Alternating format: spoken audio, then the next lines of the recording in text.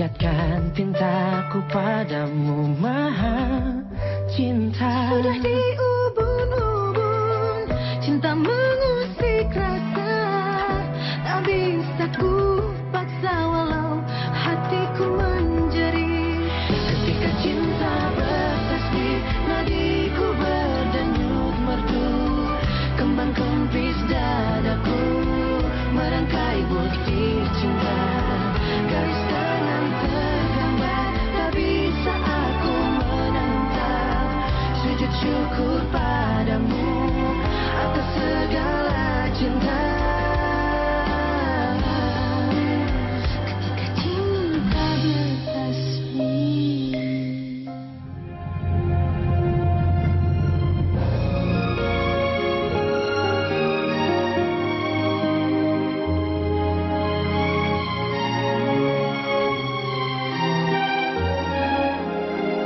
Hadirin sekalian yang dimuliakan Allah. Asbabun nuzul atau sebab diturunkannya surat An-Nur ayat 30 ini adalah sebagaimana diriwayatkan Ibnu Mardoi dari Ali bin Abi Thalib radhiyallahu anhu. Ada seorang laki-laki pada masa Rasulullah yang berjalan di lorong kota Madinah. Lalu ia bertemu dengan seorang perempuan. Keduanya saling menatap dan memandang karena saling terpesona. Lelaki itu terus berjalan sambil memandangi perempuan itu dan akhirnya ia menabrak sebuah dinding. Hidungnya pecah dan berdarah. Lalu lelaki itu berkata, "Aku tidak akan membasuh darahku sebelum aku tanyakan apa yang terjadi padaku ini kepada Rasulullah." Kemudian lelaki itu mendatangi Rasulullah dan menceritakan apa yang baru saja ia lakukan. Lalu turunlah ayat ini. Qul lil mu'minina yaghuddu min absarihim wa yahfadzu furujahum dzalika azka lahum. Katakanlah wahai Muhammad kepada umatmu, orang-orang yang beriman agar menjaga pandangan mereka dari melihat perempuan yang tidak halal untuknya dan menjaga kemaluan mereka dari perbuatan zina. Yang demikian itu lebih suci bagi mereka. Hadirin sekalian, seringkali manusia menemui celaka karena kemaksiatan yang dilakukannya. Contohnya lelaki yang hidungnya pecah tadi. Ia celaka karena kedua matanya bermaksiat. Dan Al-Quran telah memberikan petunjuk yang terbaik untuk manusia agar selamat di dunia dan di akhirat. Awal terjadinya kemaksiatan lelaki dan perempuan adalah karena memandang yang tidak halal. Maka Islam langsung memangkas akar masalahnya.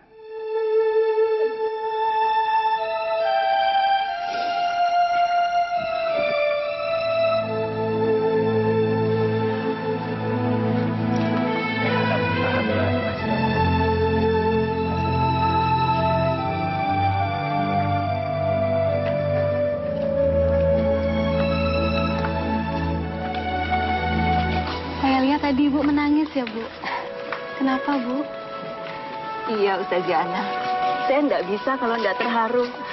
Saya senang campur haru melihat anak muda seperti Ustadz Azam. Penjelasannya dalam menguraikan maksud ayat yang dikaji enak, simpel dan gamblang.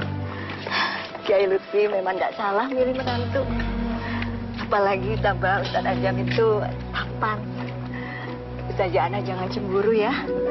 Keponakan saya Sauda saja bilang kalau Ustadz Azam belum menikah, dia mau loh jadi istrinya. Tapi Sauda tidak berpikiran untuk dijadikan istri yang kedua kan, Bu? Ya enggak lah, enggak mungkin Sauda berani berpikiran seperti itu. Kecuali kalau Ustadz Azam dan Ustazah Ana menginginkan Sauda jadi yang kedua. Ya itu lain cerita toh. Bu, jangan sampai kedengeran sama Mas Azam. Nanti Mas Azam bisa GR dan berpikiran macam-macam. Iya, Ustazah. Laki-laki itu memang jangan dikasih kesempatan untuk berpikir menikah lagi. Tapi Ustazah hati-hati loh. meskipun dia seorang ustadz. Nji, Bu. Matur nuwun ya, Bu. Tolong sampaikan salam saya pada Saodan. Katakan padanya jangan berpikiran macam-macam. Insya Allah, Ustazah. Ya udah, Bu ya. Assalamualaikum. Waalaikumsalam. Ya.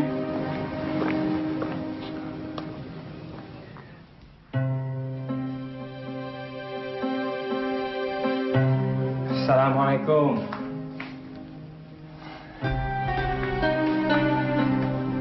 Assalamualaikum. Waalaikumsalam warahmatullahi wabarakatuh, Mas. Melamun ya? Ada apa? Saya nggak melamun kok. Ayo jujur. Buktinya kamu nggak jawab salamku. Oh, kamu kangen ya? Dan rindu sama Abah Umi? Baru 1 bulan, Insya Allah, Abah dan Umi di sana bahagia. Setiap saat bisa beribadah di samping Ka'bah, minum air zam-zam, dan menimba ilmu. Hari-hari penuh barokah. Bukan Abah dan Umi yang saya rindukan, Mas. Lantas merindukan siapa? Merindukan Mas Abdullah ya? Atau Furqan? Mas, please jangan sebut nama itu lagi. Jadi, merindukan siapa? Saya merindukan buah hati kita, Mas. Buah cinta kita. Maksudmu anak? Mas, kita sudah 7 bulan menikah. Dan belum juga saya mendapat tanda-tanda bahwa saya akan mengandung. Baru 7 bulan kita menikah. Bukan 7 tahun. Insya Allah nanti waktunya datang juga. Isbiru, wasobiru. Bersabarlah dan jadilah seorang penyabar. Allah bersama orang yang sabar. Mas, 7 bulan itu waktu yang cukup lama, Mas. Teman-teman kita menikah hanya membutuhkan waktu 1-2 bulan untuk menanti isyarat kedatangan sang buah hati. Ana, datanya keturunan adalah kehendak sang Khalik. Kita hanya bisa berharap dan berdoa.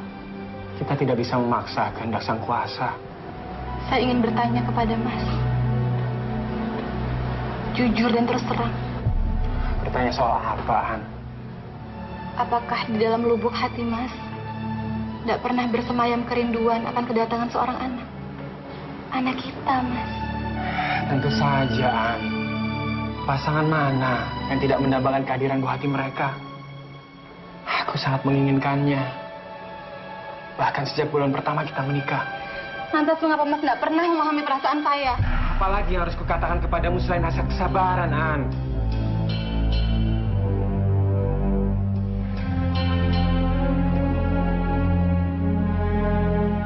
Apakah aku salah, An?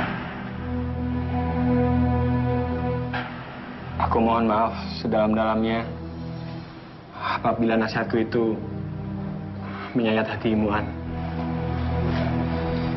Mas, selain berharap dan berdoa, ada satu hal lagi yang belum Mas sebutkan. Apa itu? Berusaha, Mas. Berikhtiar. Maksudmu? Kita harus segera mengetahui apa sebabnya sampai sekarang saya belum mengandung juga, Mas. Bukankah itu hal yang wajar, Mas? Kita harus segera memeriksakan diri ke dokter, Mas.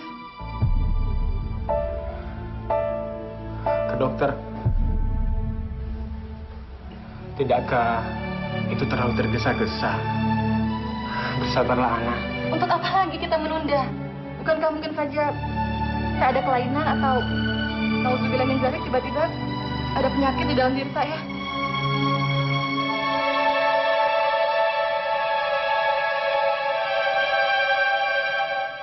Bukankah lebih cepat mengetahui itu lebih baik, Mas?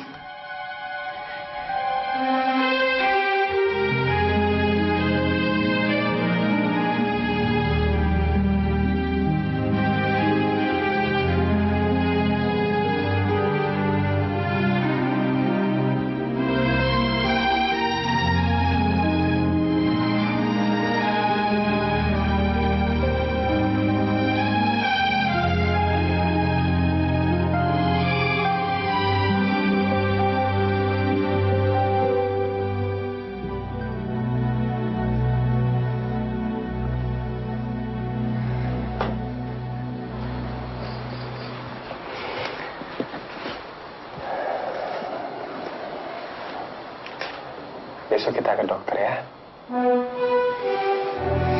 Syukran, Mas. Semoga semuanya baik-baik saja. Amin, Allahumma amin.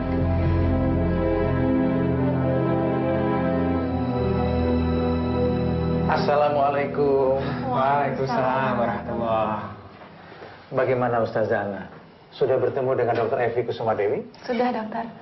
Setelah dari sini kami akan mengambil hasil pemeriksaan di ruang Dr. Evi. Bagus. Dr. Evi Kusuma Dewi itu bisa dibilang sebagai ahli kandungan terbaik di kota ini. Insya Allah analisisnya itu akurat. Tentang hasil pemeriksaan untuk saya bagaimana, dokter? Ah ya, sudah ada hasilnya. Dari sisi kualitas sperma Ustadz Azam, itu sama sekali nggak ada masalah. Semua sehat-sehat aja. Alhamdulillah.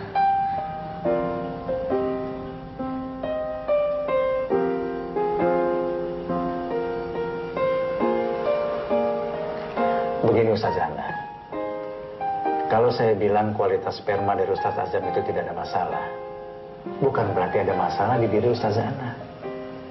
Belum tentu. Karena sebenarnya banyak sekali faktor yang bisa menunda kehamilan seorang perempuan. Iya, dokter. Kalau sudah mau bertemu dengan Dr. Evi di ruangannya, silakan. Nanti hasilnya akan saya berikan pada suster yang membantu.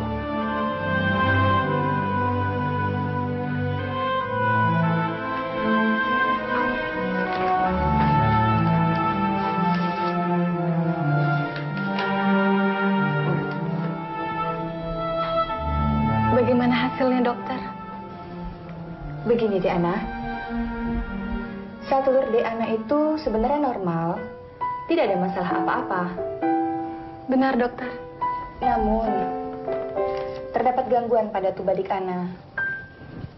Gangguan itu berupa perlengketan sel endometrium yang pada akhirnya menghambat sel telur yang sudah dibuahi oleh sel-sel sperma yang masuk ke dalam rahim. Sel endometrium itu apa ya, dokter? Sel endometrium itu adalah sel-sel yang biasanya tumbuh menjadi sebuah jaringan dan dia akan terdapat di lapisan rahim. Ketika dia tumbuh, maka rahim akan kuat dan dia akan siap untuk menerima proses kehamilan. Nah, tapi dia juga bisa timbul di luar lapisan rahim. Nah, ini yang akan mengakibatkan gangguan, termasuk gangguan kehamilan. Penyakit ini disebut dengan endometriosis. Apa kemungkinan saya akan mandul, dokter? Belum tentu. Belum tentu. Jika kita bisa mengatasi gangguan ini sejak dini, maka kemungkinan pembuahan akan normal lagi. Maaf dokter, apa yang seharusnya kami lakukan?